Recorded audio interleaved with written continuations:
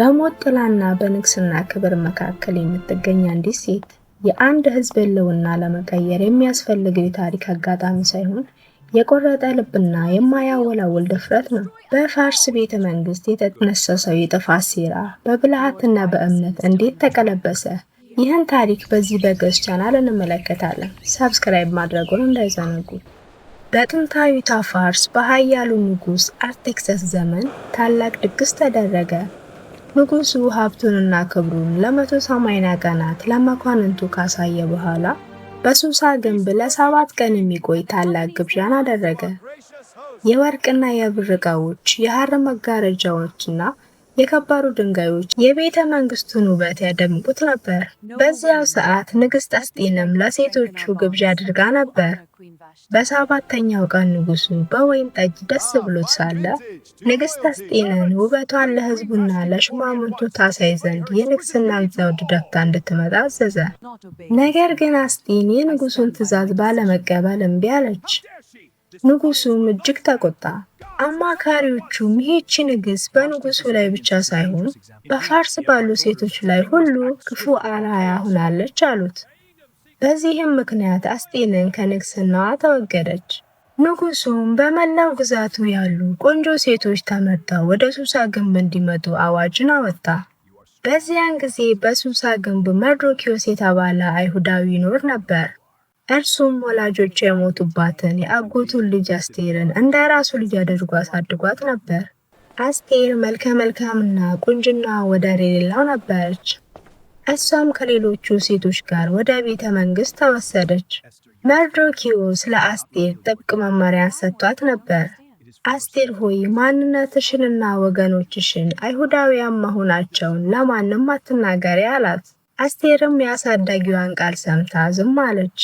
በቤተ መንግስቱም ውስጥ በሁሉም ዘንድ ሞገስን አገኘች። ንጉሱም ከሴቶቹ ይልቅ ወደዳት። የአስጢንን ዘውድ በራሷ ላይ ጫነላት። አስቴር አሁን የፋርስ ንግስት ሆናለች። ነገር ግን ልቧ አሁንም ለወገኖቿ ይመታ ነበር።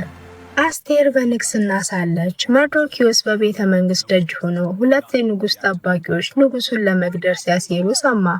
መርዶክዮስም ነገሩን ለአስቴር ነገራት። እሷም ለንጉሱ አሳወቀች። ሴራውም ከሸፈ። የመርዶክዮስ ስምም በንጉሱ የታሪክ መጽሐፍ ላይ ተመዘገበ። ይሁን እንጂ በእነዚያ ቀናት ንጉሱ ሃማ የተባለውን አማሌቃዊ ከሹማምንቱ ሁሉ በላይ ከፍ አደረገው። ንጉሱም ሰዎች ሁሉ ለሃማ እንዲሰግዱ አዘዘ። ነገር ግን መርዶክዮስ ለእግዚአብሔር እንጂ ለሰው ስለማይሰገድ ለሃማ አልሰግድም አለ። ሃማ በዚህ እጅግ ተቆጣ። አንድን ሰው ብቻ መቅጣት አይበቃኝም፣ በመላው ግዛቱ ያሉ አይሁዳውያንን ሁሉ ማጥፋት አለብኝ ብሎ አቀደ። ሃማ ወደ ንጉሱ ቀርቦ በተንኮል እንዲህ አለው፣ ንጉሥ ሆይ በመንግስት ግዛቶች መካከል ተበታትነው የሚኖሩ ሕጋቸው ከሌላ ሕዝብ የተለየና የንጉሱን ሕግ የማይጠብቁ ሕዝቦች አሉ። እነዚህም ማጥፋት ለንጉሱ ጥቅም ነው አለው። ንጉሱም የሃማን ክፉ ልብ ሳያውቅ ቀለበቱን ሰጠውና የፈለገውን እንዲያደርግ ፈቀደለት። ሃማም በአንድ ቀን ውስጥ አይሁዳውያን ሁሉ እንዲገደሉ የሚል አዋጅ ላከ። በመላው ፋርስም ታላቅ ለቅሶ ሆነ። መርዶክዮስ የአዋጁን ቃል በሰማ ጊዜ ማቅ ለበሰ። አስቴርም ይህን ስትሰማ ደነገጠች። መርዶክዮስ የአዋጁን ቅጂ ልኮላት ወደ ንጉሱ ገብተሽ ስለ ወገኖችሽ ለምኚ አላት። አስቴር ግን ፈራች።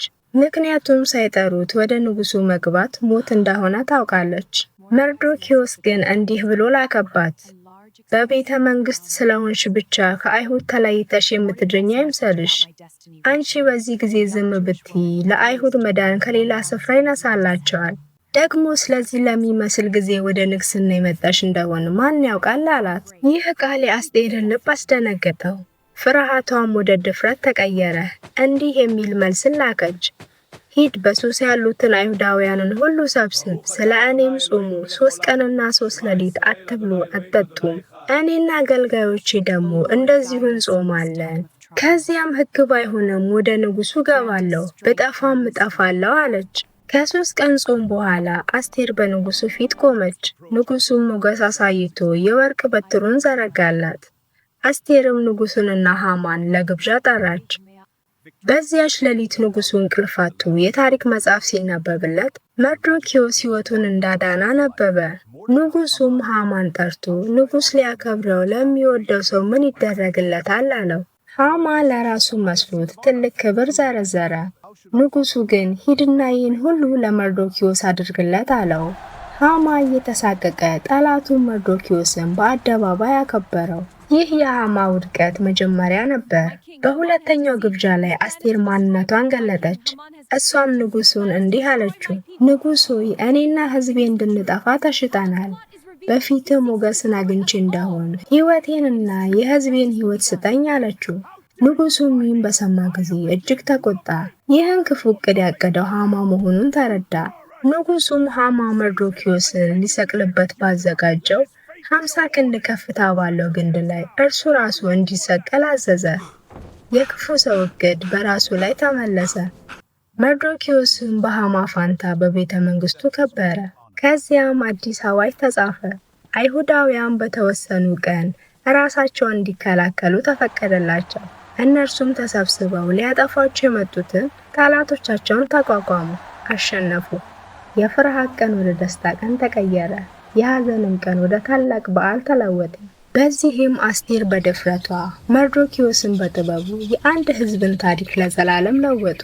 እንደነዚህ ያሉ አስተማሪ መጽሐፍ ቅዱሳዊ ታሪኮች እንዲደርሷችሁ ሰብስክራይብ በማድረግ ቤተሰብ ይሁኑ።